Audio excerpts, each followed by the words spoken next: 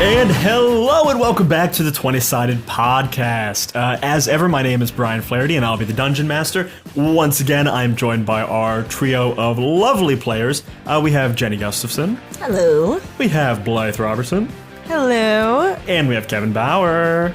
Great to be here, Brian. Great to have you, Kevin.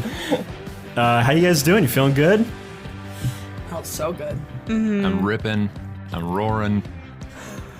I'm raring to go. I was really waiting for the third one, whatever the third one was going to be. Let's get going. You guys ready? Yes.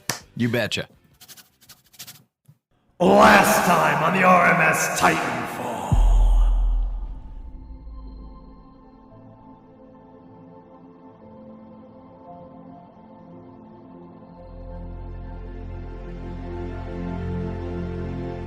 After subduing the treacherous Sir Tiffany Fex, you began to take stock of your perilous situation.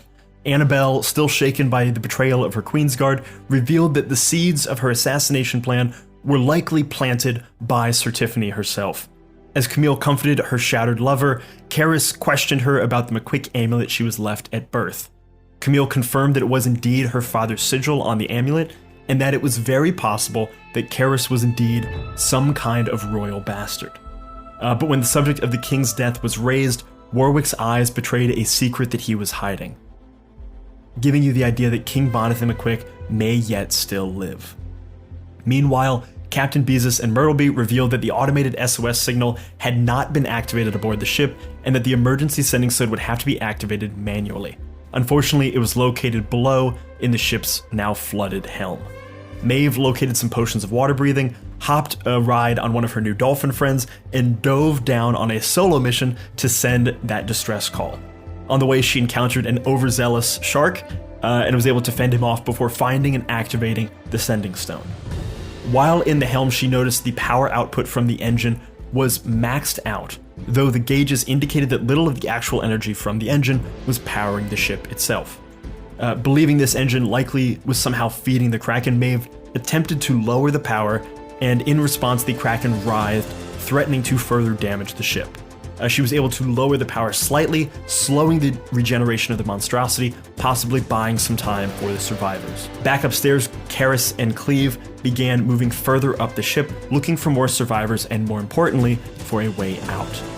As they passed the brig, they realized that the drowned cultists they had battled earlier, as well as their spellcasting leader, Madame Alta, had escaped their bonds and broken free. From the engine room above them, they heard a scuffle before the body of an unfortunate first-class passenger was tossed down the stairs, lifeless. Now, with the freed cultists between them and the answers they seek, our heroes begin to steel themselves for a fight, even as the ship drifts towards the inescapable fog of the static.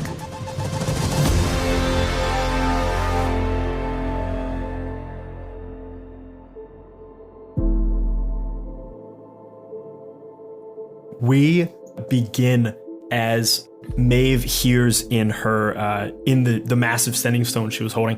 What was that last part? As she tells them about the Kraken aboard the ship.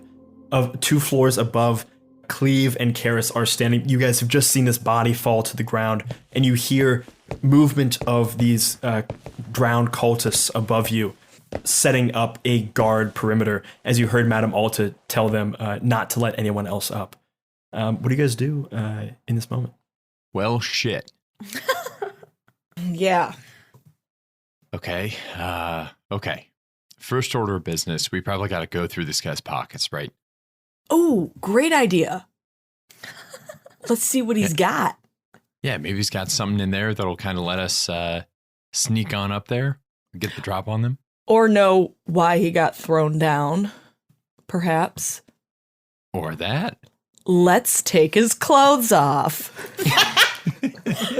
Oh my god. You make your way over to this poor unfortunate soul, grab him like by the ankles and slowly just pull him further towards you down the hall.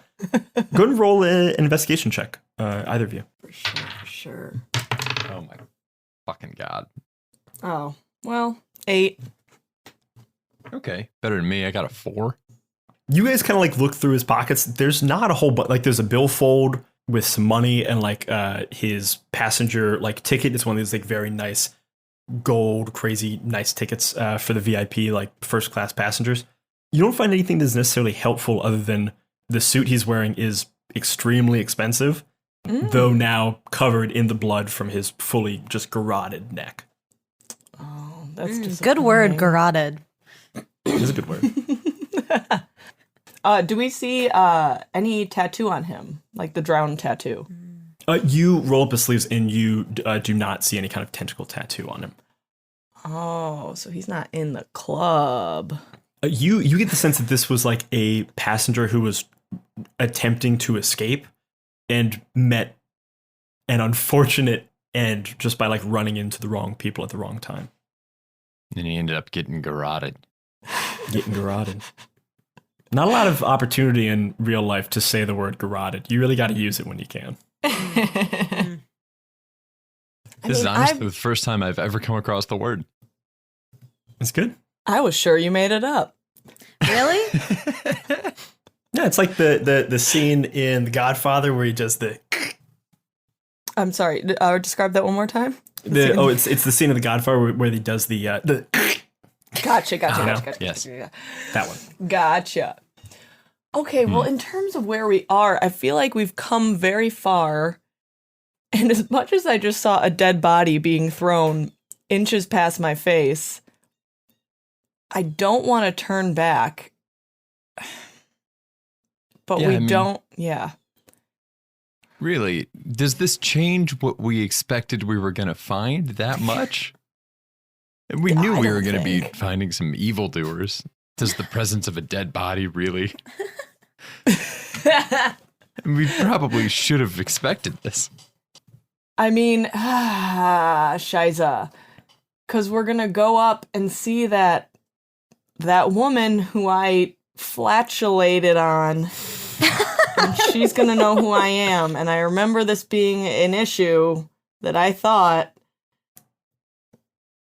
So maybe you lead. And I wonder if I can, using my sort of sleight, can kind of hide amongst the crowd. I like this. I mean, if you're willing to put yourself on the line. Oh my God, am I ever. I go up there, I make a big distraction. You just kind of, I don't know, sneak in behind me? Can we roll an investigation? Is this staircase the only way up into the room we can really see?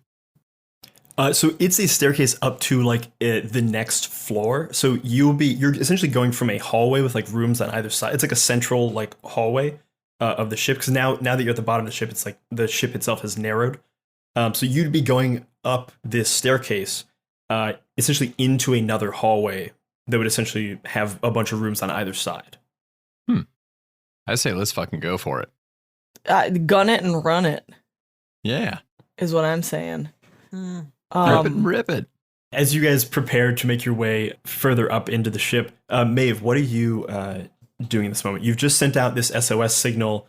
Your dolphin friend you see swimming away off in the distance. Mm-hmm. What do you want to do?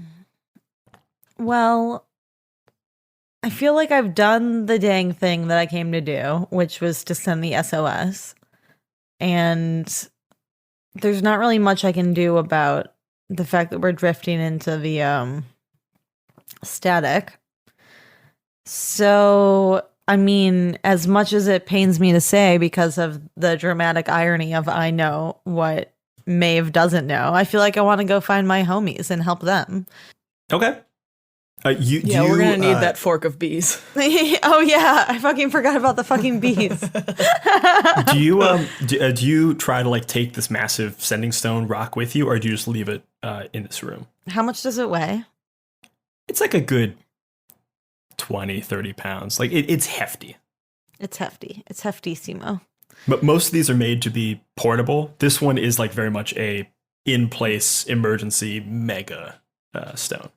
Correct me if I'm wrong here. In British terminology, that means that the stone weighs 1 stone, right?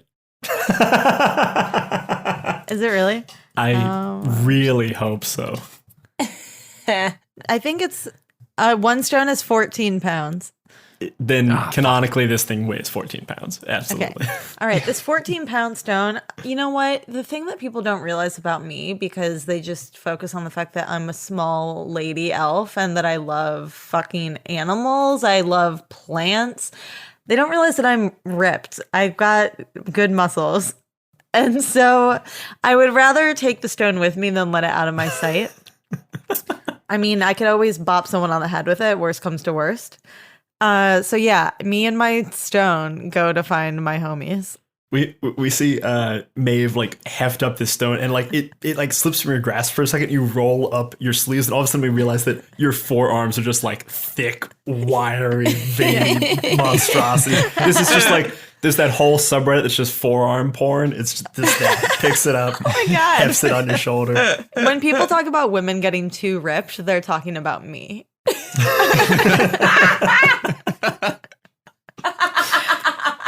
You heft this thing on your shoulder and head upstairs, and you see Cleave and Karis kind of like standing over top of this body, each of them in almost like a 3-point sprinter stance, preparing to run up the stairs. Hi guys, what happened? Listen, think. Please, Cleave, go ahead, because I know you're all talk, all action. So fill Meadhbh in on what's going on. The Hannah Montana special. I was just surprised to see Meadhbh. I was just surprised to see Meadhbh to give you a little bit of background. And yeah, it appears someone garroted this man's carotid. So in response, we're gonna go run up these stairs and do what we dares. Oh, you gained 5 points for carotid, and then you lost everything. Oh no. But I think he's leaving out a bit of important information that you probably need to know, Meadhbh. Do you remember that kind of menacing elfin woman that we saw in our brawl on the I don't know, the Lido deck? The one that you farted on? The one that I farted on. Yeah, her. The one person I have actual beef with on this entire boat. Roast beef by the smell of it. Okay. Oh, please. Please, I'm on keto. I never said I was going to smell fresh. Yeah, anyways, Listen, what about her? Yeah, she's right up on the level above us with probably the entirety of the drowned. Oof. And we feel like we need to seize this opportunity. We don't really have much of a plan, but I think we're both act first, ask questions later sort of people. Mm-hmm. If you'd like to come with us, that's fine. We would love to have you. We love your bees. I definitely think it's a power of 3 moment coming into this. Is there only one entrance into this room, Brian? You'd be going up a stairwell and you'd be like going from one floor to another, you'd be entering into what is ostensibly like just a hallway. So there'd be, you would essentially, if you go up the stairwell, you would see a hallway stretching in front of you with a bunch of rooms on either side. Gotcha. If you want to try to like sneak up and like try to get a peek of what's going on up there, I can give you more information. I would love to sneak up and get a peek, or somehow eavesdrop in on. Do I have any spells where I can eavesdrop? I feel like one of us does. Oh, I have a question. Mm-hmm. Can Meadhbh speak to the bees? Can she bees drop up there? Oh, can I bees drop? Oh, hell yes, you can bees drop. Wow, that's an incredible idea, Cleave. Okay. It's the only thought Cleave has ever had. Okay. All right. So first of all, this is my last spell that I have before we take a nap, I guess. So first I have to do my fork of bees, right? Mm-hmm. But I kind of just take out my little bee fork, which if I remember correctly looks like a marshmallow Yeah, it's one of those like roaster. extendable marshmallow roaster guys. And I don't want so many bees because I don't want them to be really alerted. So I just kind of whisper, bees, bees, bees, please. And yeah, like 3 bees come out. I'm like, hi guys. Please, please. Hello. Oh yeah, wait, I cast my speak with animals spell. Oh, and just if you want with the speak with animals, that is also a ritual spell. So if you just spend 10 minutes like casting it slowly, you can do it without using a spell slot. Okay, great. So I'll do that. 10 minutes later, these poor little bees are just flying around the room. Okay, hi guys. Hi bees. Hello. How's it going? We're doing good. It's a little cramped in that fork, though. You should let us out more. Oh, I didn't realize that you were living inside the fork. I thought I was conjuring you from the abyss. It's a weird kind of, half-life that we're living. Okay, well, that's good to know, and I definitely will let you out more. We appreciate it. So I have a favor to ask of you. We are on a sinking ship. I don't know how much you glean being inside the fork, but We don't really pay attention to the outside world. We mostly focus on, our internal politics. I'm fascinated. I want to hear more about that. Let's put a pin in that to come back to. Sure, absolutely. But so basically, we are on a ship and we're all going to drown and die. There's a big kraken encircling the ship. We think this crazy elfin woman is somehow in charge of it. Sure. Classic case of that. Yeah, so she's on the floor above us. Apparently, this gentleman garroted here on the floor was killed by her, and we're just trying to figure out the lay of the land. So we were hoping that you guys could maybe fly a floor above, kind of scope it out, see what's going on, And then kill them. Yeah, we don't. I don't want to put you in harm's way, or I don't want that on your. Oh, that's very nice of you. On your conscience. So yeah, just kind of then come back and tell us what you see. We're talking floor plans. We're talking how many people are there. We're talking a what they're reconnaissance up to. mission. Yes, Oh. exactly. Hell yeah. The bee snaps. the whole swarm of bees comes together and forms a finger, and then that snaps somehow. Amazing. Okay, but act natural. Don't let them know that anything's amiss. Just act like a couple bees that were on the ship, if that's okay. Oh yeah, we got it. Alright, bees, break up. Alpha, Tango, Kilo teams. You're going forward. Bravo team, skirting the floor. Ready, go, go, go!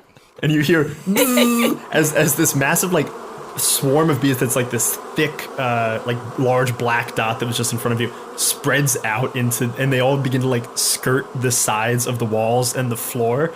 So they're moving very separately from each other. So it just seems like this weird slowly moving bit of static as they begin to move around. Go ahead and roll I'll say an investigation check with advantage for the bees. Oh my god. What's the highest it can go? 20? I got a 20. You got a natural 20? Natural 20. Oh, absolutely. Hell yeah. You guys wait for a minute. We're gonna give you the perspective from the bees. Yeah. A few minutes later, the bees come back and they relay this to you. But as they tell it to you, there's a rapid fire Ocean's 11 montage of exactly what they saw as they give you the full breakdown in feet and inches of all the things. You get the full map of the area, and what they see is as the bees begin to skirt along the sides, each of them is tracking different metrics and things, all being relayed to their leader that you were talking to. And as they go forward, it's just Okay, yep, go. Two bogeys, three bogeys. Go, room of the west, room of the east, go. and the bees just scatter out throughout this entire floor. This appears to be an engineering floor. There's a lot of large machinery here. There's only a few large rooms. This also appears to be the second lowest room or second at this point highest room of the ship. Above it is just pure large engine room. They begin to scatter about, and they report back. They see 4 total rooms in this area. One of them seems to be an engineering office. One of them appears to be a fuel storage type thing, and the other 2 appear to be various mechanical means that have to do with the steering of the ship.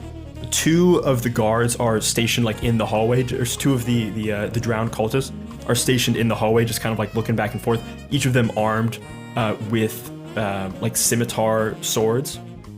In the two navigational rooms, there's one of the cultists each kind of like messing with stuff. You're not really sure what.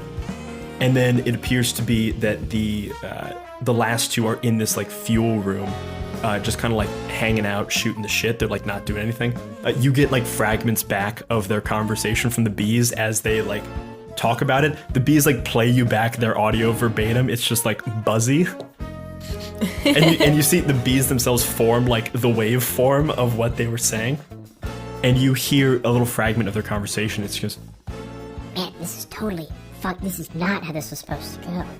Dude, just don't worry about it. Just keep doing what Alta says. We're gonna get through this, okay? It's gonna be fine. She's got a plan. She doesn't have a plan. Vex doesn't have a plan. Ultra doesn't have a plan. We're fucked, man. This ship was not supposed to go down like this. and the audio cuts out as the bees had swarmed away.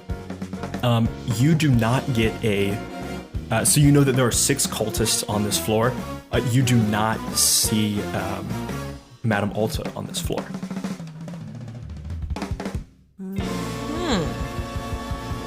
Had we received intel before that she was on that floor, or we just assumed that she was up there? Cleave and Karis had heard her up there, like telling some of the guards not to let anyone else up before the body was tossed down the stairs.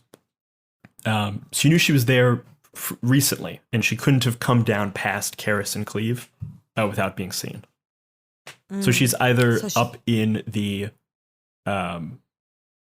engine room higher up, or she is maybe hiding somewhere else. But you think the bees did a pretty good job of scouting out that floor. Mm-hmm.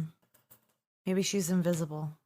Well, I'll say I feel a lot better about getting up to this next level without her there, to be honest. I think we're going to need some like time to buy before we encounter her again. And also, I'm obviously very nervous. Can I just say thank you to the bees? Yeah, the bees just go, Yes, no problem. You know, we serve the master of the fork. Oh my god. No. The framework makes me uncomfortable. But Fair. I feel I like can understand that. We also have a problem, like, internally, that's what a lot of the politics are about. Like, should we be, like, a free system, or should we be bound to the owner of this random-ass fork that we've been bound to? However, when we're not summoned, we do exist in this kind of, like, painful half-life. So we prefer to be around, which means we probably should just serve the owner of the fork. We're also having some trouble with it, but, you know, we'll figure this out together. This will be an active communication between the bees and you as the current owner of the fork.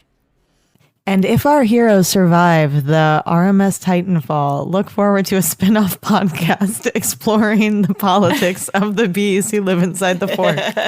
just purely a political-driven podcast within the half-world of the fork. 44 episodes coming at you real soon. 2022, everybody. Okay, sorry, back to going to the next floor. Let's do it. Are you guys planning on just like busting on through, or you want to try to sneak up and catch these guys unawares? I would love to attempt to take out those 2 guards, and then at least maybe 2 of us could be in some kind of a disguise. True. I mean, I guess the bees love being outside. I could have them sting them to the point of incapacitation. The bees are currently like wrapping around your body like 2 gunslinger bandoliers in this just kind of like epic like tornado around your body. So like they're chilling. They exist for until they are like unsummoned, or I think after an hour. Oh. What do you guys think? I mean, we could do that unless the drowned have somehow, since the last time they saw the bees, I don't know, armed themselves with like EpiPens. But I could have the bees go. I could ask the bees to go sting them, or we could try to incapacitate the guards in another manner. I will say 2 things you guys know from your last fight with these guys. One, these guys, there are a number of them. They weren't particularly powerful. They didn't seem to have any like magical abilities outside of Madame Alta. The other thing you remember is the last time you fought them, they weren't necessarily attacking you. They were aiming all of their attacks at Meadhbh. So while you guys have fought these guys before, you've not necessarily had to fight them before. Mm. Oh, I mean, yeah, maybe before we jump to conclusions and, take our weapons out and get to scuffling, we can use a little power of persuasion.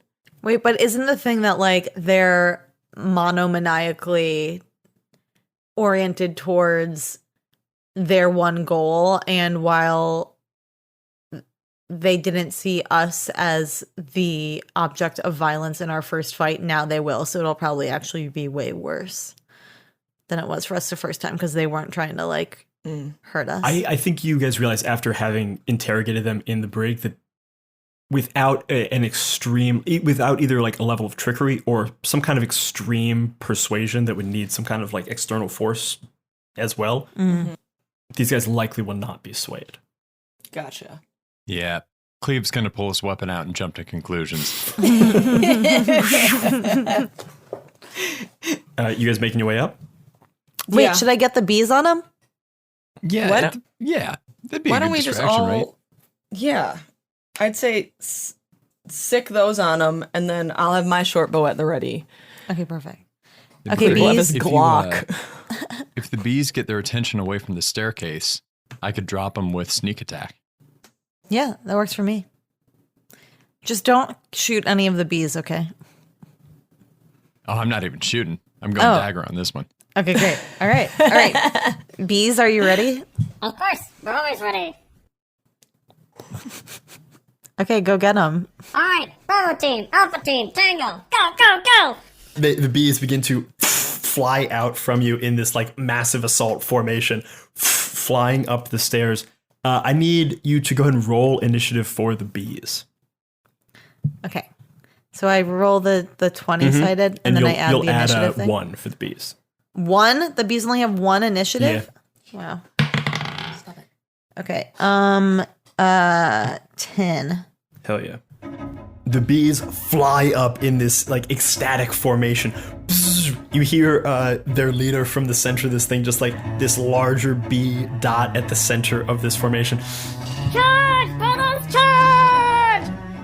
And you just hear this massive staticky as they fly forward. The two cultists in the hallway immediately turn around at this rag, go, "What the?" They try to pull out their scimitars. Each of them is going to try to make an attack on the bees. First one luck. misses wildly. Rolled a 4 plus 3. Another 4 plus 3. Both of them swing through, and the bees, like this massive hive of them, just like moves away from each of the attacks. Goes. Haha, you'll never get us! The bees are going to go ahead and make an attack. Oof, they rolled a natural 2. They go to sting, and they just, you see like 40 of them all stingers into this guy's leather armor, and they just all get like stuck in the leather armor for a second, and then quickly extricate themselves and go, We gotta go for the soft flesh, everybody! Aim for the eyes! Oh my god. they pull back for the next attack. What are you guys doing as this initial burst is happening? Cleave, did you want a sneak attack? Yeah, definitely. I'm kind of like prowling my way up the stairs and like waiting at the last step and looking over to see when there's a good opening to attack. Okay, go ahead and roll. Actually, I'll just have everyone go ahead and roll initiative here. I got 15. I got 16. I got 8. And we're still in the hallway, right? Yeah, you guys are like pulling up over top of the stairwell, and you look down the hallway and see this attack beginning to happen. The bees have swung these guys around, so they are looking the opposite direction. First up in the order, unless you want to wait, would be Karis. Okay, they're swung around, and are they like, oh boy, like distracted by these They are bees? distracted. Go ahead and roll a stealth check. You just got to beat a 10 to not be noticed by them. Haha, 15. Yeah, you pull yourself up over the stairwell as in this like upside down stairwell, and you see them batting away at these bees, swinging their scimitars wildly. And you see the other down the hall. You see the 2 engineering rooms that the bees described to you. As you hear like a ruckus from both those rooms, going like, "Hey, what's going on out there?" I pull out my short bow and I fire 2 quick arrows at the 2 guards that are standing in the hallway. Go for it. Go ahead and make the first attack. You can do this one. If you hit, you will roll with sneak attack damage. I rolled a 16. 16 hits. So go ahead and you'd roll your d6 plus that 3. So that was 8. Gotcha. And then you roll an additional, I believe, 1 or 2 d6 for your sneak attack. Oh, yeah, you get an additional 2 d6. Okay, I rolled 4 twice. So what was that total? That's 7, 14. You train your short bow at this first guy as he's turned around, fires directly through his throat. You see this guy go and immediately fall flat on his face, dead as a fucking doornail. Oh shit. Okay. You can make with your bonus action. You can do an offhand attack. You can't do another short bow attack, but you could do like a knife attack if you want to run up and stab him. I would love to do that. You sprinting forward, diving, pulling out your dagger from your belt, try to stab into him. Go ahead and roll an attack. 10. 10 just misses. As you fly through the air going to stab into this guy, immediately this guy, seeing his fellow stabbed through the neck, falls forward, spins around, catches your arm midair, and you're all of a sudden met face to face with this guy. You see the tentacle tattoo writhing down his arm from where he caught you. He looks, he goes, "You again?" Tosses you back and pulls out his scimitar, preparing to attack. Anything else you want to do on your turn? Oh god. I mean, my instinct is to spit on him because I'm just pissed at myself for missing this attack. But I feel like I need to hide or something. Or since you used your bonus action to do another attack, you can't actually hide. You could scoot away from him a little bit, but that he would get a free opportunity attack on you if you did. Ooh, if I scooted away? Mm-hmm. Yoink. Can I use any of my inventory right now? Like probably not. Okay. Just because you've done your action, your bonus action, and like most of your movement. So my only option is to just unfortunately, shuffle you're backwards. Okay. You could scoot back, he'd get a free attack, or you can just stay right up with him, like getting ready to just brawl out with him. All right, it seems more Karis to stay up with him. So let's just stand our ground. He holds your arm steady, pulling out his scimitar, preparing to attack. Meadhbh, it is your turn. As you see Karis fly this arrow forward and begin to like dash forward, you peek your head up over top too. You are immediately spotted by the guy who's currently holding Karis. Off in the distance, you hear the rumblings again of the other 2 rooms, like hearing the commotion. Oh shit! What do you want to do? Yeah. Okay. I'm like looking at all the spells that I have. If I do Thunderwave, that fucks Karis for sure, right? That would hit Karis. That would hit Karis. Okay. Yay. Oh god. I mean, I have Bane, but I only have 1 spell left, so I think I want to save that for when I can see more of the people. Okay, these cantrips, how many of those can I do in a turn? You could do 1 per turn, but cantrips like don't cost a spell slot, so you can just do them anytime you want. And is that my action or like a bonus action? It would say on the spell, I think all of your cantrips are actions. Oh yeah. Okay. All right. You know what? As much as I hate to do this because I think myself above it, I'm gonna I'm gonna attack this guy with like a weapon. Okay. If that's okay.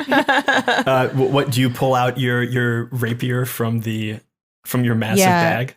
That seems to be my most hefty weapon, unless you think that I would get more damage points with my stone walkie-talkie. It is a 15-pound stone. You could certainly, I'm not going to give you, it'll be harder to hit with it because it's not like a weapon you're proficient in.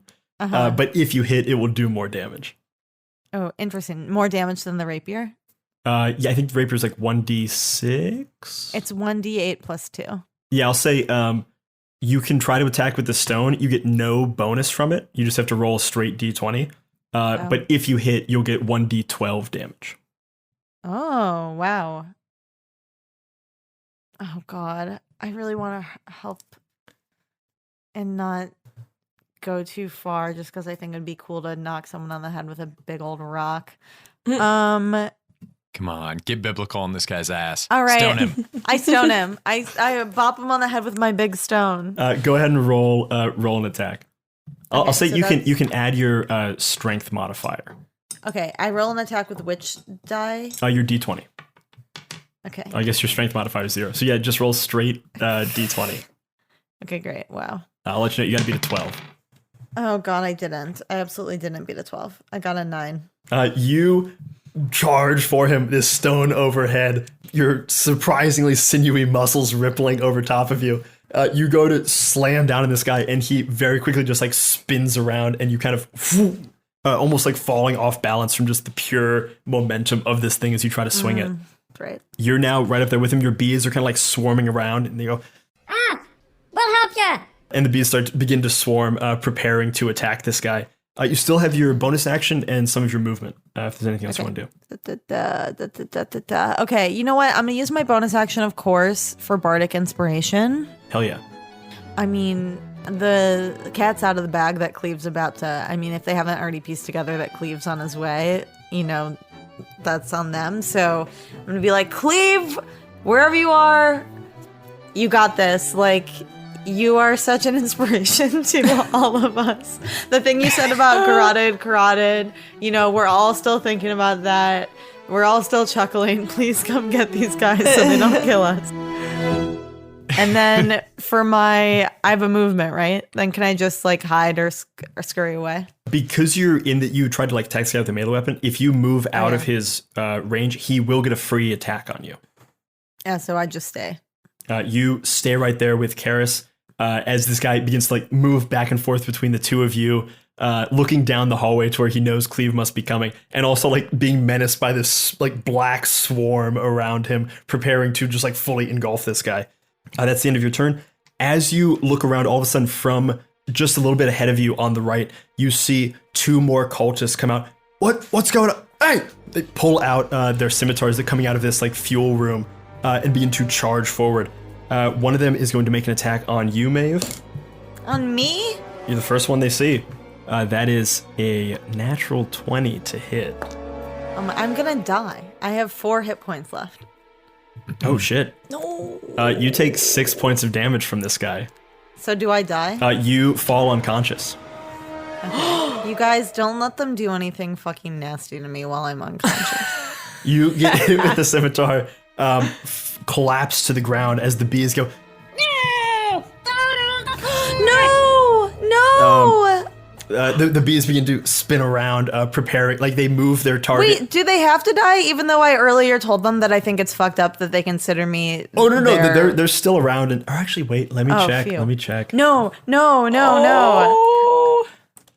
It's like Dobby. I told them that they didn't have to work for me. Exactly. You're Aladdin. You freed the genie. Yeah.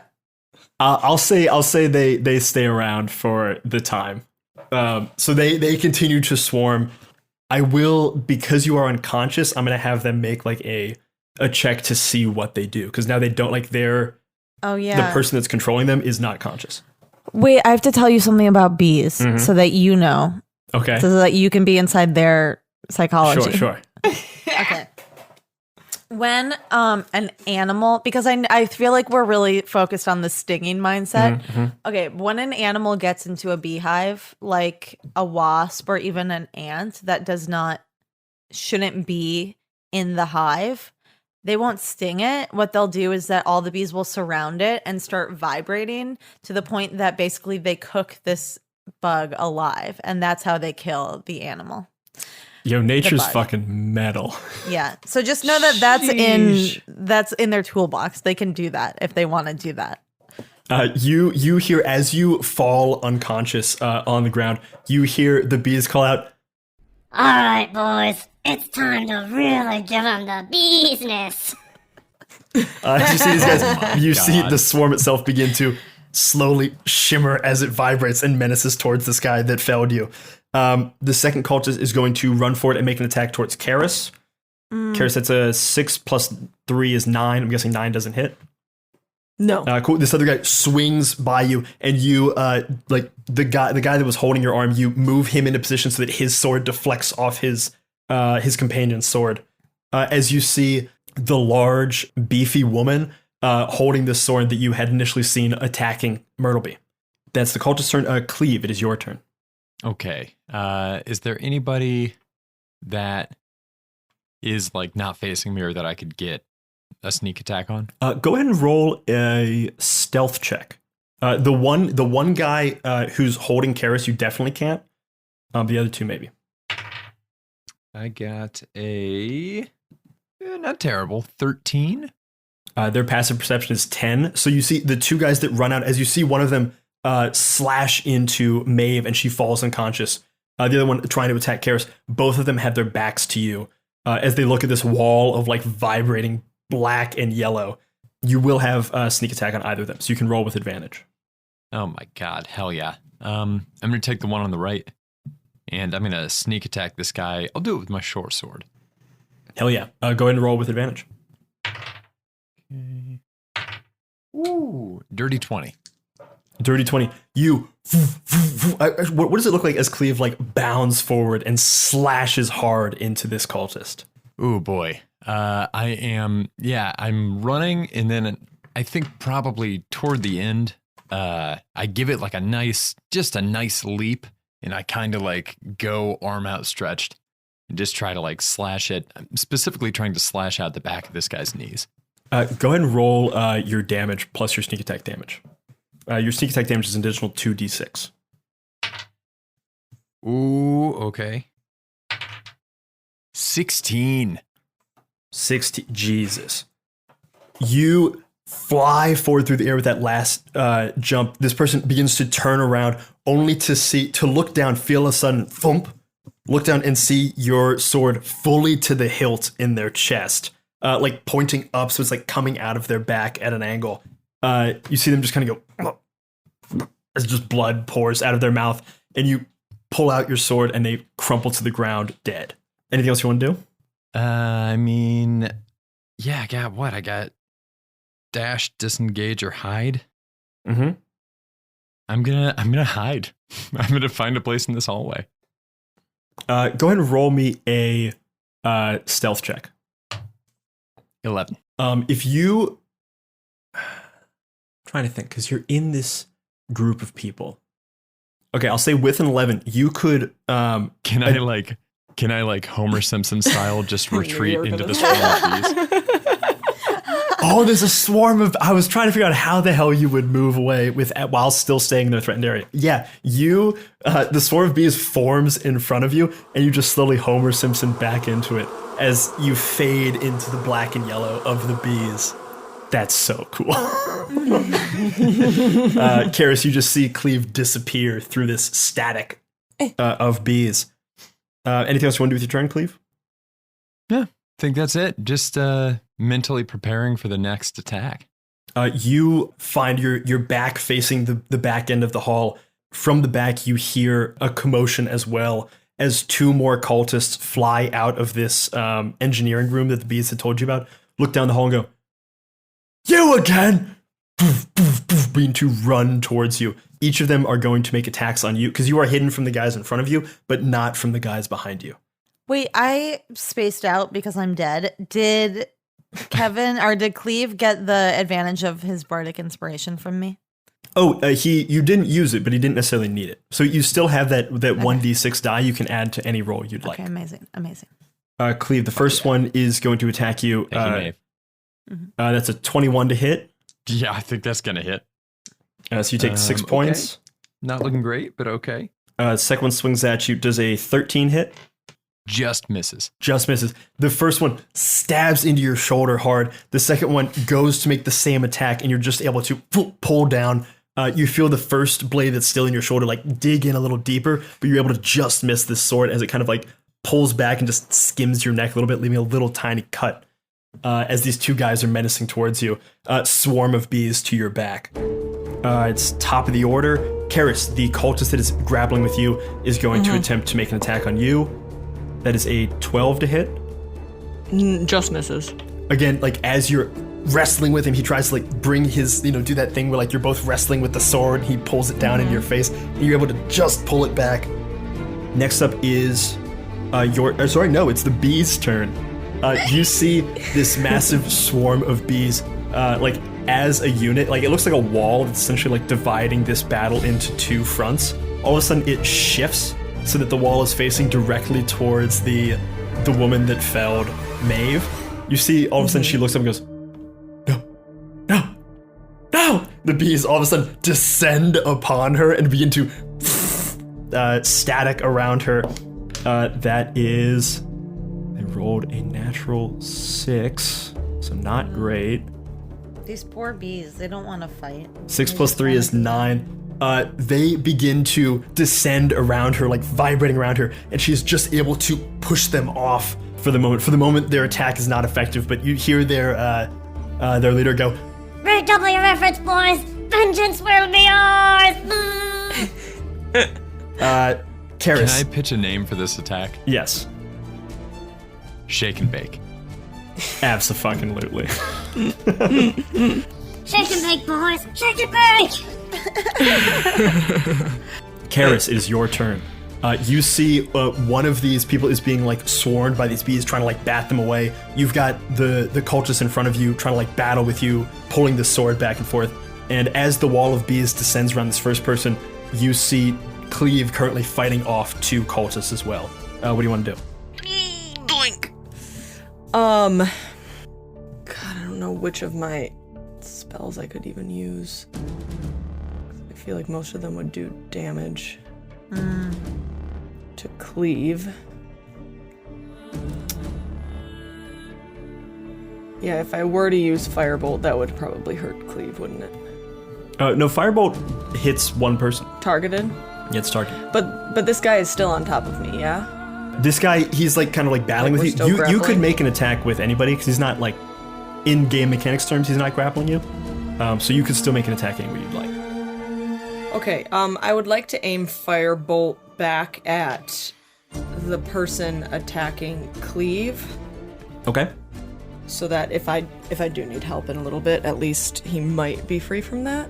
You can, because you have an ally that's currently fighting with him, you can roll that attack with advantage. Okay. 18. Go ahead and roll it again just in case you get a nat 20. Oh, yeah, with advantage. No, 10. Oh yeah, 18 absolutely hits. Go ahead and roll some damage for that. 10.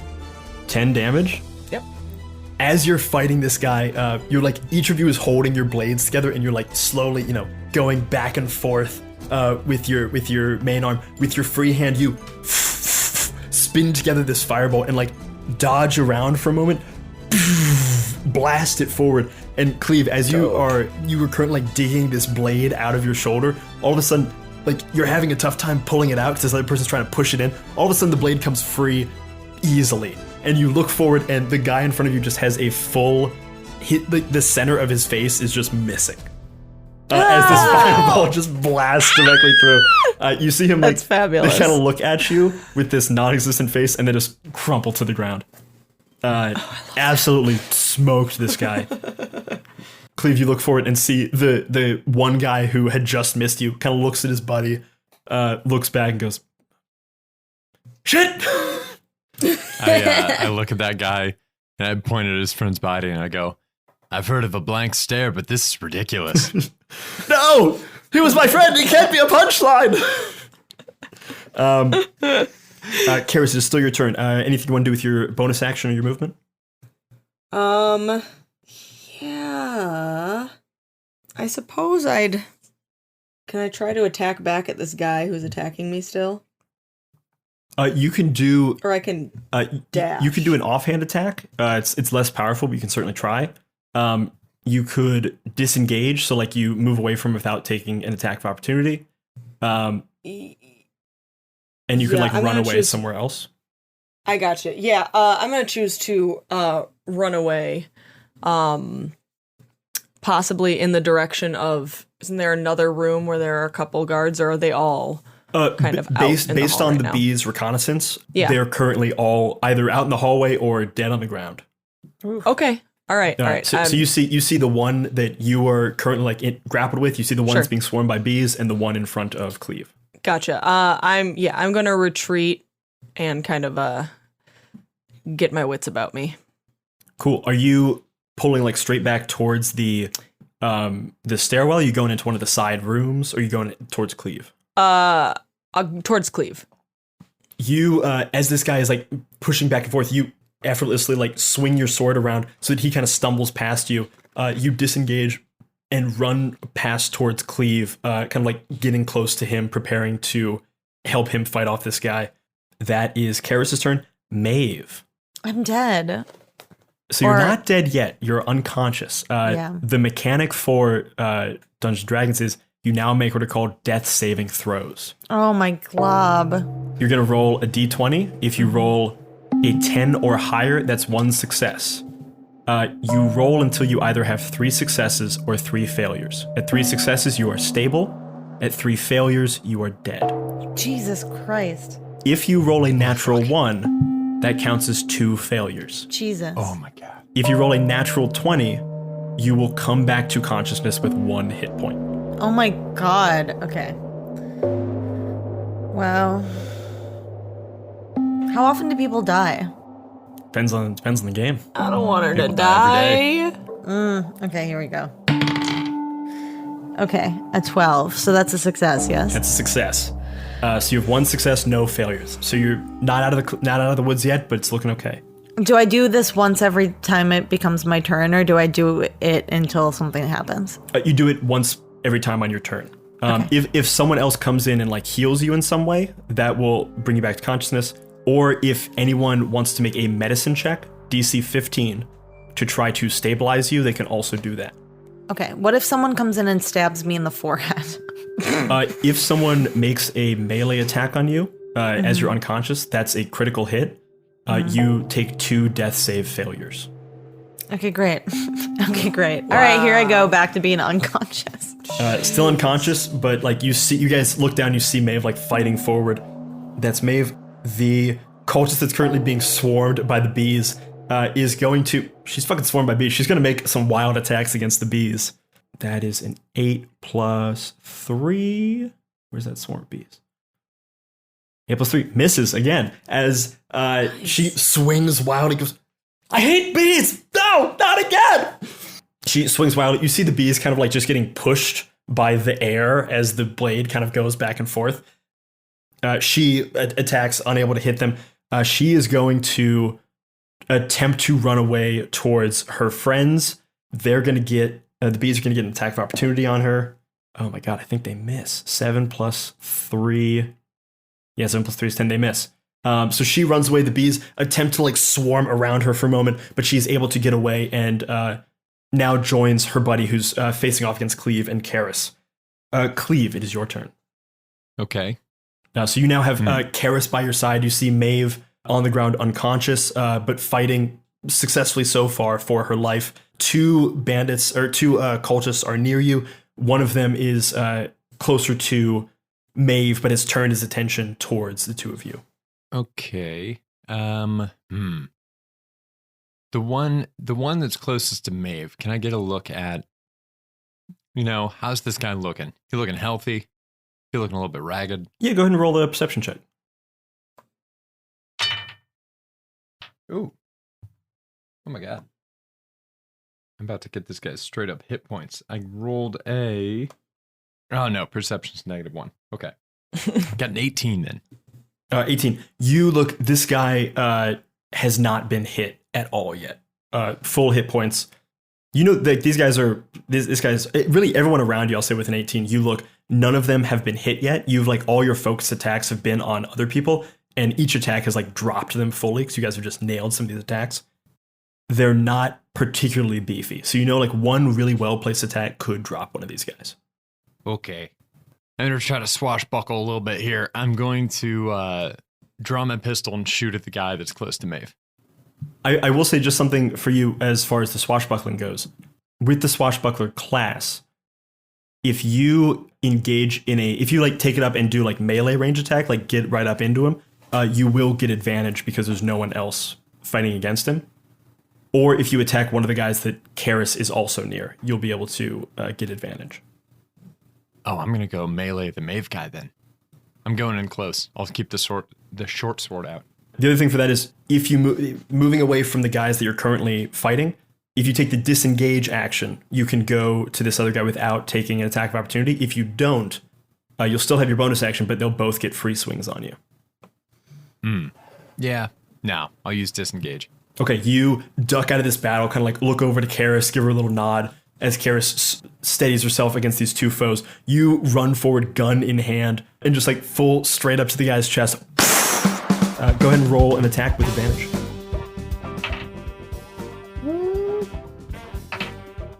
Wow, 23. 23 absolutely hits. Go ahead and roll some damage. Ooh, Cleave. Wow. 2. You get to roll sneak attack damage too. Oh, sick. Oh my god.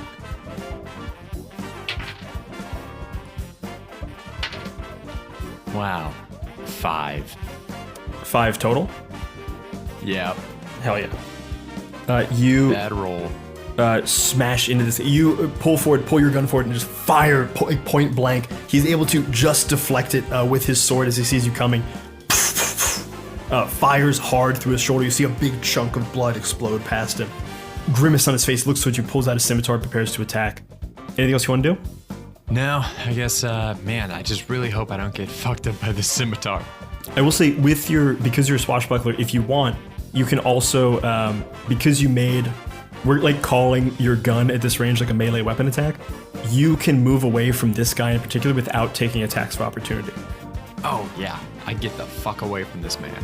You fly forward, using your gun like John Wick style, like a fucking sword, fire into this guy, and quickly like using your fancy footwork, just like poof, poof, poof, bopping back as he kind of like makes a couple wild swings at you, but none of them are able to connect. That is Cleave's turn. Karis, you see the cultist who just had his buddy's face like blown off by you, looks to you like resolve kind of shaking. You see his resolve harden for a moment as he makes a big swing at you. It's a 21 to hit. You take, I think it's just 3 points of damage. Okay. Yeah. Okay. Ooh. As he looks at you and looks over at his buddy as they like both steal up against you. That's that guy's turn. The other cultist who is near you is also going to make an attack. Ooh, that's a natural 20. Oh my god. I don't All of us are going to like faint. this. And we're just going to wake up in the most recent Pokemon Center we visited. That is 8 points of damage. Oh, eat my ass. Are you still conscious? Are you still alive? I'm still conscious. I've got about 3 hit points left. Ooh, shit. Cleave, as you turn back, you hear, "Gah, gah." As you look back, you see 2 scimitars slashing across Karis's body. Karis is looking very rough.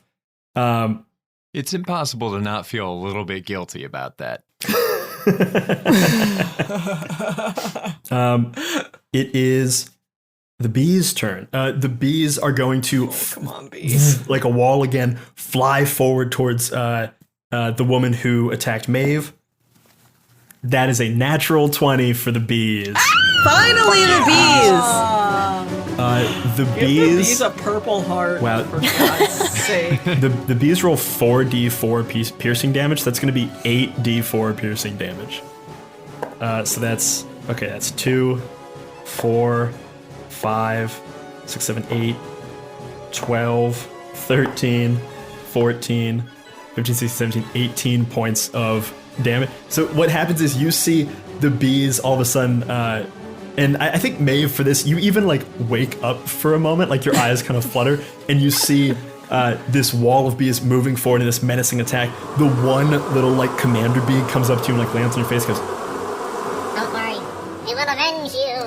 Brothers, Oh. charge! they fly forward, and you like in your unconscious way kind of like look up towards this woman and see her form as like she has her cultist tattoo. She's got like these like kind of like dark blue robes. All of a sudden she like drops her sword, is fully enveloped in this black and yellow cocoon that is like a Wicker Man style like thing. And all of a sudden you just see smoke begin to rise from above her as she is cooked alive. The bee is like, Dang. it's a good 30 seconds of her just going. The bees all of a sudden let go and are just like floating above her, and you see her fully well done, just standing there, dead while standing, and then just falls backwards, thump, but with like a meat, like you dropped a well-cooked steak. You just hear Jesus. Oh, and just Gross. juices leak out. Can I pitch another name for that attack? Beezy Bake Oven. Absolutely. Absolutely. I agree.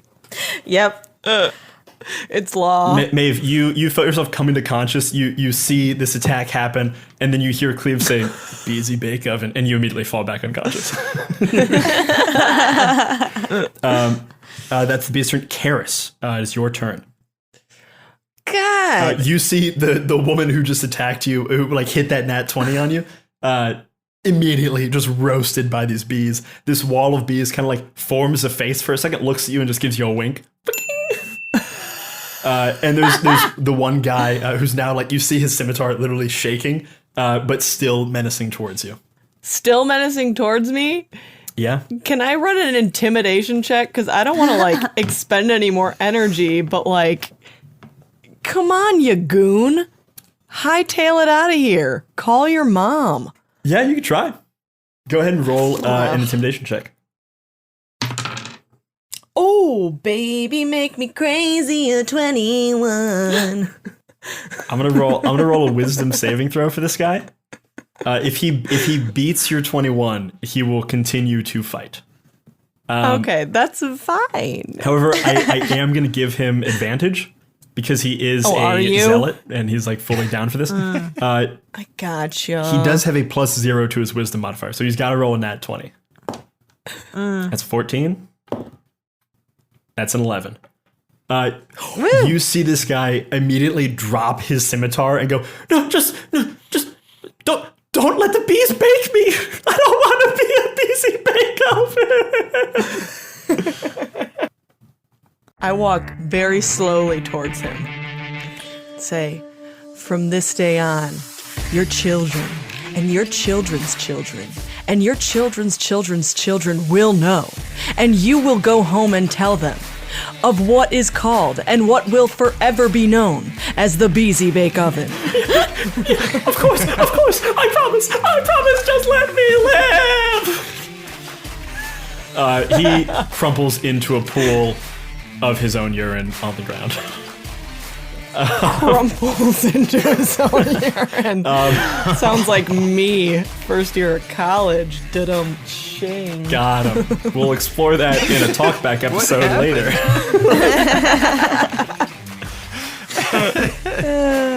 Karis, you see this guy crumpled in front of you. Behind you, you still hear Cleave battling with like the captain of these cultists, who's looking very hurt but still alive. Do you want to make an attack against this person?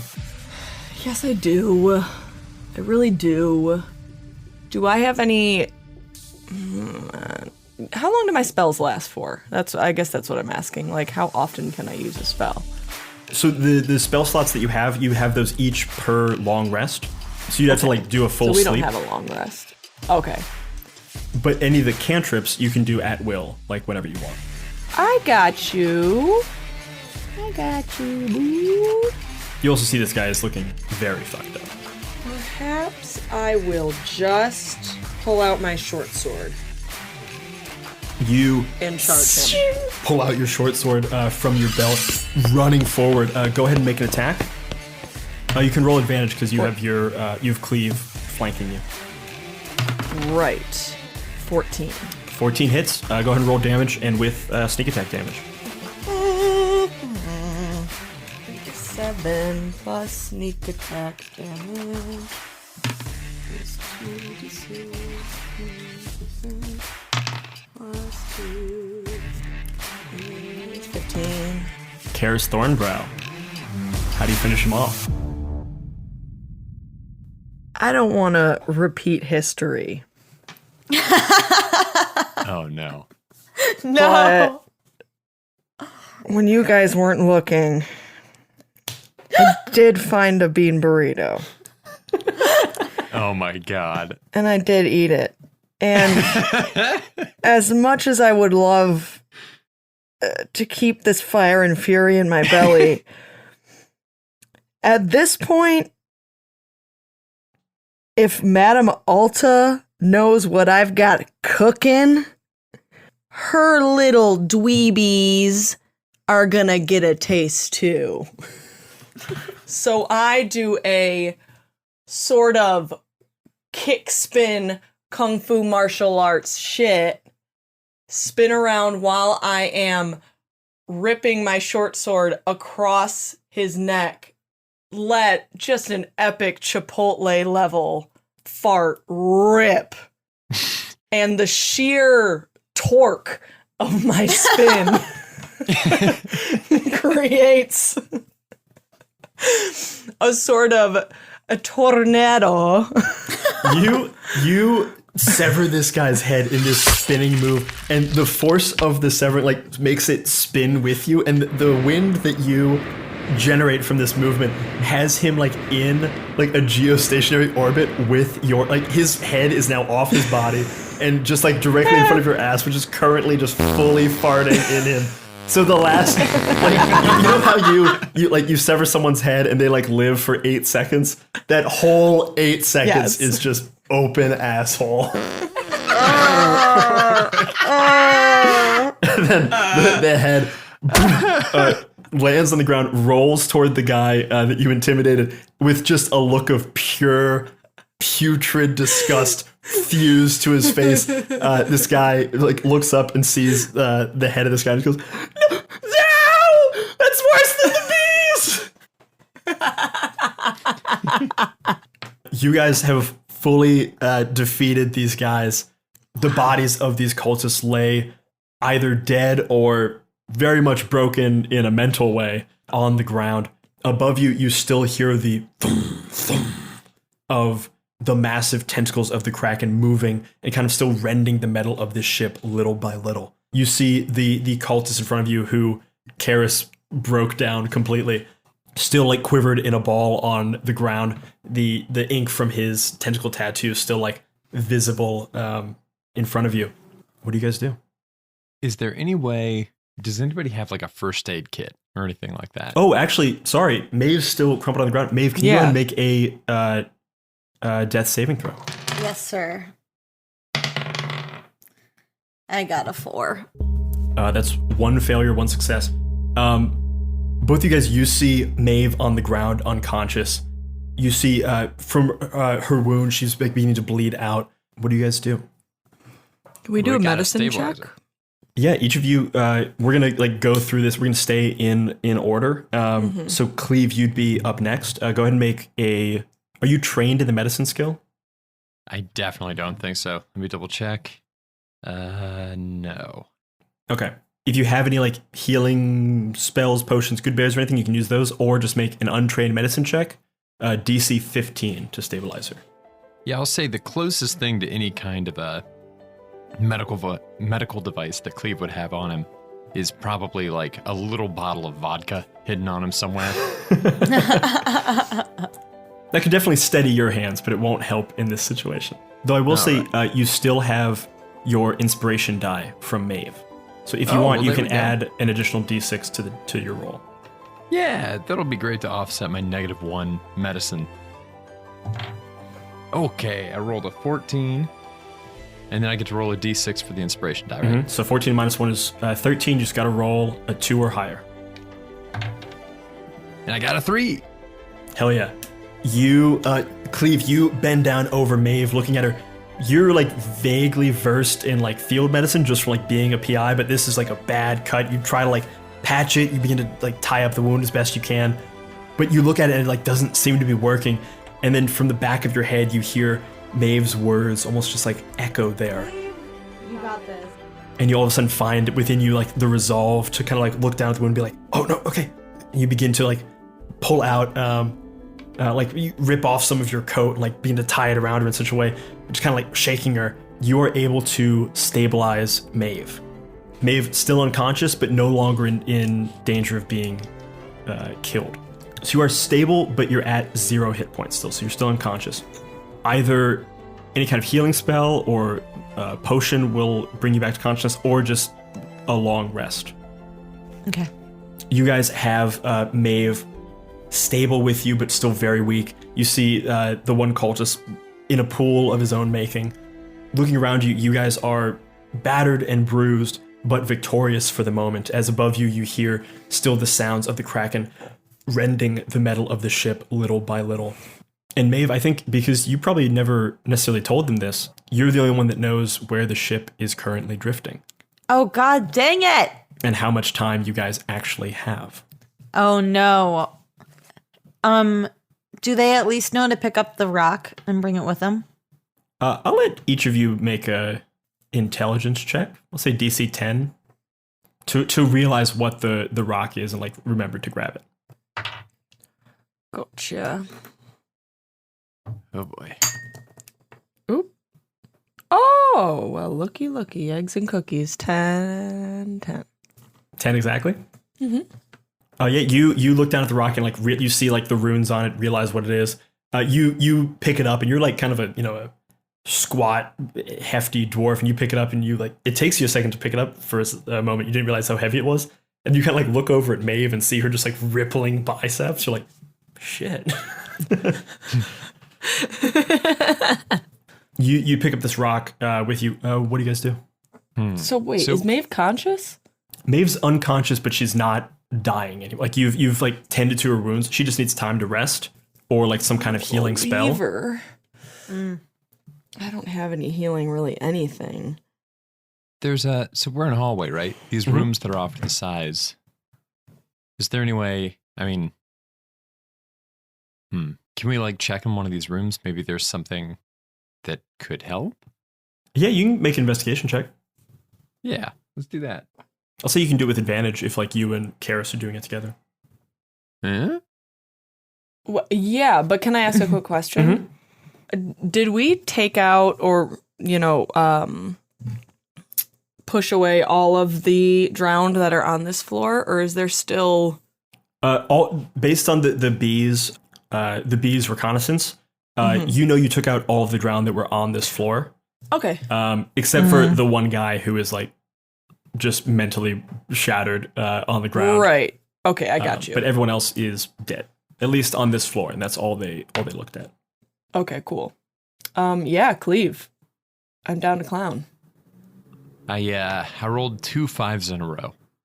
Ooh. You look around these rooms. There's like an office that has been like turned upside down. There's 2 rooms that seem to be like some kind of like weird engineering of the ship. You gather that it appears to be mechanisms for operating the rudder. And there's one room that has a bunch of like drums, like fuel drums that seem to hold some kind of like oil for like lanterns or something, like some kind of like flammable oil that is like in these, hard metal barrels that's been like, marked as flammable. Well, I mean, that'll help at least. Can we grab one of those barrels? They're like gasoline barrels. So like you can, it'll take 2 people to move one of these things. Karis, you want to help move one of these things? I mean, yeah, I'll help move one of these things. What do we intend to do with it? Do we want to try to like get on the Kraken, light it on freaking fire? I figure whenever we see Ulta, we roll this thing at her and we shoot it and we try to blow her ass up.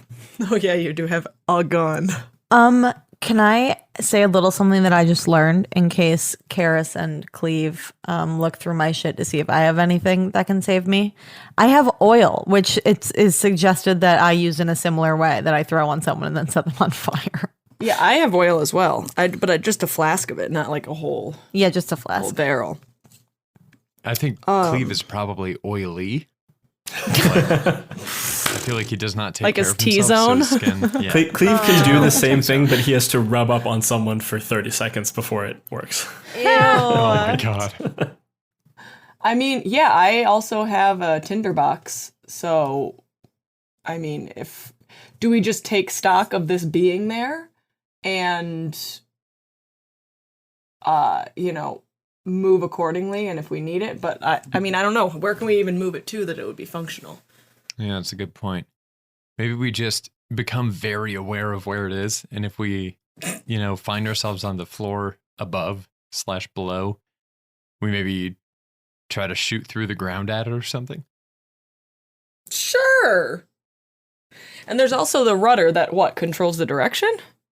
Oh, right. Yes, but since the boat is upside down, the rudder would currently be like exposed to the air. Oh, I understand what you mean when you say that. Thank you. It's just kind of a waving at this point. Okay, so there's nothing we can particularly use to help our buddy Meadhbh, which is unfortunate. You roll. Do me a favor. Roll a just a straight intelligence check. Both of us? No, just you. Okay, seems targeted. Why don't you? Cleave got to roll the investigation for the Intelligence is for looking around. 25. 25? Jesus. Yeah. Wow. You take stock of everything. Sorry, are you surprised that I'm smart? You take stock of everything around you, of all the things that like Cleave has brought out, of all the rooms you've seen. You like look through your stuff, Cleave stuff. You know that you don't have anything that could help Meadhbh other than just time to rest. You do know at least one person who could help because you saw them heal themselves. That was because I'm so smart. Of course I remember. It's that chick, right? When you brought her With back a to lady. consciousness, you saw Sir Tiffany Fex, who is a cleric, heal herself. You would also know that Sir Warwick Blitz would likely have some limited healing powers as well. And where are they ATM at the moment? Last time you left them, they were still in the first class library. Like you guys left to go scout and make this, make that SOS signal, and you left them in there. Okay. Well, Cleave, I don't know if you're okay with this. You can certainly come with me, but I would be fine running back down and trying to get some help.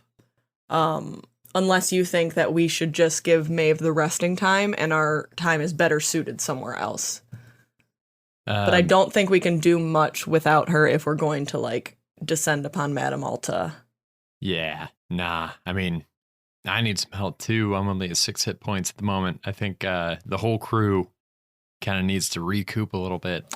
Can we send a message with the sending stone to Warwick Blitz? This sending stone is like it's not a targeted, like most sending stones are walkie-talkies. They have like 1-to-1. This is just a SOS blast to everything in the area.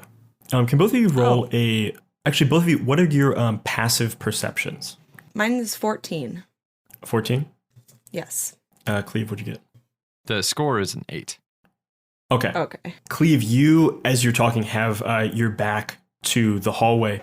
Karis, you're like focusing on like stuff, you're like thinking about where you could go, and you kind of realize that Warwick or Tiffany Fex would be able to possibly heal Meadhbh. As that's happening, and Cleave is kind of like talking over top of your thoughts a bit, you hear a slow sliding sound that you immediately recognize as someone crawling. Gross. You look behind Cleave and see the drowned member who you left alive slowly crawling away from you in like a quiet army crawl as he's just trying to like sneak towards the far end of the hallway. Okay. Excuse me, sir. Oh yeah, it's fine. I just wanted to get out of the urine. Okay, we all want to get out of the urine, honey. and so I did. So here I'll stay. Okay, great. Were you going to talk to someone? No, just perhaps stay about out us. Out of the urine. Okay, I'm just saying. The slow crawl is a little nefarious. I'm just so injured. This was the fastest crawl I could do. Let me ask you a quick question. What are your intentions post-brawl with us? Are you going to speak to perhaps Miss Alta? No! Why would you say that? Oh, boy, you have a William Tell over here. Okay. You're not going anywhere. No, I agree. I'm staying right here. I'm not moving anywhere. Oh, okay. I'll just Cool, we're on stay the right same here. page. You don't. Yeah, I mean, you guys do whatever you need to do. You can go back downstairs. You can go upstairs. I'll just stay here. You don't even need to necessarily. You don't need to hang. I'll be good on my own. Do we want to follow him somewhere or make him take us somewhere, or do you want me to tie him up with my rope? Cleave. Can we, I mean, maybe we can use him. Yeah, if we tie him up, can we see if he has any way to contact Sir Tiffany Fex? Are they in like drowned communication with each other? Hive mind shit? Are you trying to look for like a physical thing on him, or trying to determine if there's some kind of like arcane connection? Determine if there's an arcane connection. Go and roll Arcana check. Good God, Cleave. Not natural, but I got a 1. You know, really no way to know. You read a book about octopuses once, and you heard they were really smart, and you're like, maybe that also means they can, like, octopuses don't have mouths, they can't talk, so maybe they, like, talk through telepathy. You kind of go down a whole train of thought where you're like, maybe they can communicate telepathically. But you're definitely not sure. Damn. I mean, In that can case, I do it? yeah, maybe we just follow him. Yeah, Karis, Maybe, if you want to also yeah. do an Arcana check, you can as well. Yeah, why not? But I'm also thinking, even if he has that sort of power, how would we control the message he would send? Like, he could probably send whatever message he wanted to, like a distress signal or something like that. But it's not much better. I got a 7. You think if he had a telepathic signal, he probably would have sent something already, but sure. also like maybe he did. You're not really sure. Yeah. I feel like this guy could possibly be used in some kind of a way. I've got a hempen rope about 50 feet. Could I possibly tie him up where he is right now? Yeah, go ahead and between you and Cleave, you very quickly like bind his hands. You hog tie this guy basically, just wrapping him up with the full 50 Cleave does one feet. of those like very complicated S&M knots. I'm like, whoa, Cleave, what exactly goes on in your off time? Yeah, you start wrapping him up just kind of like higgledy-piggledy, and all of a sudden Cleave finishes off with a very like elegant looking knot of binding. Oh my God. All right, Cleave. Layers. A little bit of background on Cleave. He had to go undercover in a sex dungeon for a while. And he got real good at it. But when he asked both of his bosses, neither were aware of this assignment. So he's not sure who tipped him to go work there. That's just one of the things in his notebook. It's like on the page of like eternally unanswered questions. Who sent me there? It was originally a page titled like "Crime at the Sex Dungeon," then you just cross it out and go, "Crime hired for the sex dungeon." You guys tie this. You guys tie this man up. He kind of looks down and goes, "What the fuck is? What are you? This looks great." I feel like I know a lot about you now. You guys had this guy tied up. Meadhbh still very much unconscious but stable. Above you still hear the rending of metal and this kraken moving slightly, though seeming to be fairly docile. What do you guys do as you have this guy under wraps, kind of able to bend to your will, and Meadhbh stable but unconscious? We gotta go get some help. Big time style. So is Tiffany Fex, like, from what I recall, like being held in this library? Like, yeah, Tiffany Fex was bound, like her fingers were bound so that she couldn't like do somatic components of spells. She was gagged so she couldn't do verbal components of spells. She's very much incapacitated, though conscious. Gotcha. Oh, I want help, but I also just don't trust her to perform the correct spell on our friend. You know that Sir Warwick Blitz would also have some like limited healing capacities as well. Right. And Warwick is also in the library? Yeah, you left everyone in the library. Okay. Cleave, would you like to come with me? Yeah. You sure? Is this a bad idea to have both of us go and leave unconscious Meadhbh and Yeah, tied maybe. up Piss Boy in the same room? God, my fucking life, man. Always getting left unconscious next to tied up piss boys. I think I'll stay here. Wait. Yeah. There's another story there. Yeah, you can stay here if you would rather me go. Yeah, I'll hang around. All right, I'll go to watch the the first door. class library. Yeah. Because I also want to tell what's his toes about Meadhbh, the librarian, and maybe Yeah. Oh, you want to talk gonna about make him somebody who feel knows some kind Nas. of way. Yeah. That man knows what everyone likes.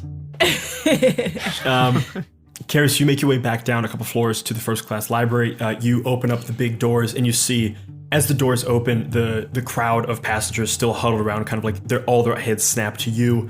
Mm-hmm. Beezus runs up to you. Did you were you able to send the message? The SOS? I believe so.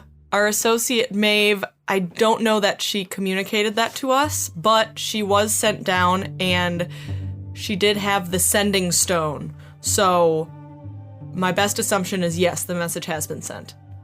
That's not as specific as I was hoping that your answer would be, but I'll take it. That seems like a conditional victory. Everybody, we're gonna be fine. Captain Beezus kind of like goes around. You see he's visibly elated. You see the queens are both looking over at you as Warwick starts heading over. And as Warwick starts like walking towards you, you see he's like preparing to talk. And all of a sudden, like out of nowhere, Ansel just cuts in front of him and goes, "Oh, hi. I've got the book that your friend requested. Where is she?" Oh, Ansel. And I'm still trying to flirt with Ansel, but I know I don't have a chance. This is Meadhbh's wheelhouse. So I like put my hand on his shoulder and say, "We're concerned. I was gonna say Meadhbh's gone, but I thought, no, she's my friend. Stop. Fight the fury. Meadhbh is very gravely injured, and we're very scared that she's not going to make it." You see his face just drop. And he goes, What happened? We Can I help? I'm well versed in. That won't help. That won't help. Books won't help, Ansel. There's a lot of things in book, and he just starts like pulling out. You see him. He just starts like on his hands and knees pulling out different books, looking for some kind of like medicinal book. He's, Don't worry, I'll find something. We'll be fine. Just give me 2 minutes. If only the system was still in place. Damn it! He's just climbing through piles of books. Warwick comes over and he goes, "What? Your friend? She's hurt." Yeah, she's very gravely hurt. We're honestly not sure she's going to make it. We encountered a swath of the drowned and successfully defeated all but one of them, who is currently tied up upstairs. But we're going to need your help if you think you can administer some sort of healing spell or anything like that to help her get back to fighting shape. He goes to say something and immediately is cut off as Annabelle Tor steps forward and goes, "You say you have one of them tied up?" Yeah, actually, quite well. You're going to be pretty impressed if you want to come up and look at it. But yeah. Long story short, yes, we do. I would We have one of them. very much like to meet this person. Can you take me to them? Yes, but warning, he is covered in pee. Go ahead and roll an insight check. Okay. Ansel, unfazed. You see Ansel rooting through the books, like picks up a book and like goes to turn to hand to someone and goes, no, fuck it. 11. You see, after the betrayal of Certificate Effects, when you last saw her, she was very much shattered, had this like 1,000-yard stare. It's still very much present on her face, though you see a bit of focus has come to her eyes. You see her hands both deep within like the pockets of her dress. You are, as a rogue yourself, are very familiar with what her hands are resting on. as you see the outline of 2 daggers. Inside of her pockets. I mean, I understand, or maybe I really don't understand where your head is at right now, but I think before we do anything rash or blow off any steam, so to speak, we need to get as much information out of this person as possible. Oh, I fully intend to get information from this person. Lead the way. Work. All right, so is Warwick coming with us? Warwick snaps to attention behind her as Camille steps up behind her as well. Camille kind of gives him a nod, and you guys all make your way up. You guys see, as you leave, you see Ansel running behind you with like a stack of books. You see one like really thick, like leather-bound tome that seems to have like pages has been like inserted and stuff. Like this is like a Frankenstein of a book. And then the rest of them are just like seem to be various medical texts. And he's like trying to quickly read through them as he walks to various levels of success. You guys make it to the top, and Cleave, you're standing over top of this guy who's like sitting on the ground, very well tied up. You see first coming over the top is Annabelle Tor, who immediately like charges forward towards this guy. As she approaches, both of her hands come out of her pockets, revealing 2 very sharp, very deadly daggers. She spins them around, puts them directly to this guy's throat, and looks at him and goes, I very much intend to kill you for all the suffering you've caused me and mine. But before that, you're going to tell me absolutely everything that you can. If you do this, I reward you with a swift, fairly painless death. If you don't, you will be punished with an agonizing death. You see him, the puddle beneath him just spreads even more. As he just begins to like stammer. How hydrated was this guy? So you see on his back was a camel bag, and he's got it right here, and he had just been The sipping. drowned, they love to be hydrated. It's a So water. fucking hydrated. Oh my god. As this is happening, the guy begins to like mutter and stutter. From behind, Maeve, you feel a soft hand on your chest as like a warmth radiates out from Sir Warwick. He heals you for 20 points of damage. Whoa. As you feel this like golden radiant sunshine burst through your body, and you come back to consciousness. The first thing you see as you like sit up almost in a jolt is the slightly teary-eyed face of Ansel standing there with a handful of books, frantically like looking through them. They're all like Red Cross medical texts. He goes, "Oh, you're awake. Oh, I'm so glad you're awake because I found the book you were looking for. That's the only reason that I'm excited." Aw. Oh god, I don't know. I don't want to be horny on the main, but it feels like I should probably. This is kind of the time for a big old smooch. If there's gonna be one in the campaign, this is it. Everyone around feels the tension of this moment as like you feel their faces being drawn together as if by some kind of like magnetic force. Just the pure tension of this. He kind of like looks around, looks deep into Maeve's eyes, and then slams this massive book directly in her face and just goes, "Here you go. This is the book you're looking for. Glad you're feeling better. Bye." And he just begins to run back towards the library. Oh my god. Oh my God, he's only ever read about love. He's never felt it. Wow. Maeve, do me a favor. Roll a perception check. Into whether or not Ansel has a crush on me. 15. Ansel absolutely has a crush on you. But more so than that, the book that he slams this book into your face, you kind of like grab it, and by the time you even like put it down, he's already halfway down the hallway with this very nervous gait. You glance down and you see the book that he has brought you is the completed genealogies of Tottenpool and Slake Haven. With like, not only is this book like the book itself, it seems that he's like ripped out pages from other books and has like inserted them into various areas to like complete this strange genealogy. So I completely forgot why I asked him for that book, but can I leaf through and see if I remember? You like still kind of like stunned. You're like having just been unconscious a moment ago. You kind of just like leaf through this book almost by just like pure instinct.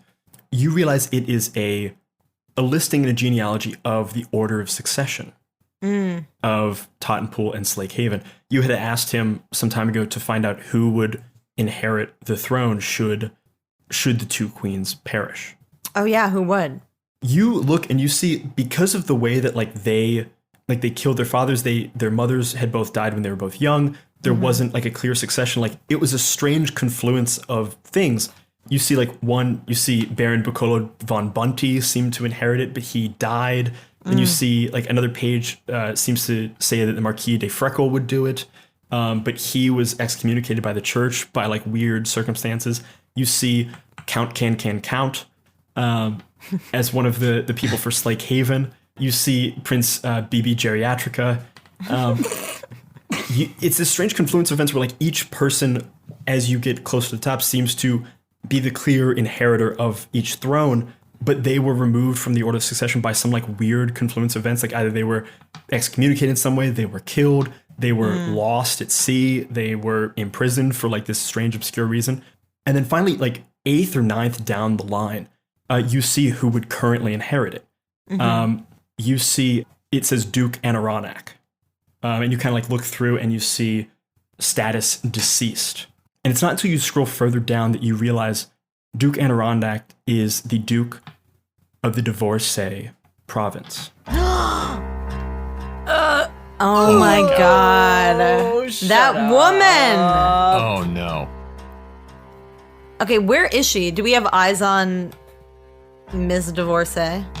You look around the room with you, and in the hallway with you, as you look up, you see Sir Warwick Blitz, you see the two queens, you see yourself, Karis, and Cleave. That means that she is likely downstairs in the first class library. Okay. With the currently unattended Sir Tiffany Fex. No! Oh no. And that is where we're going to end for the episode. Oh my god. Oh my god. No. Oh my god. Tune in next week to see how this is going to play out. Will Tiffany Fex be free? Will Cassandra Divorcee get her comeuppance? We're going to find out. Bye, everybody. Bye. Oh, fuck. I forgot to tell you guys also that we're drifting through the static. Don't let me forget to tell you next time. What the heck?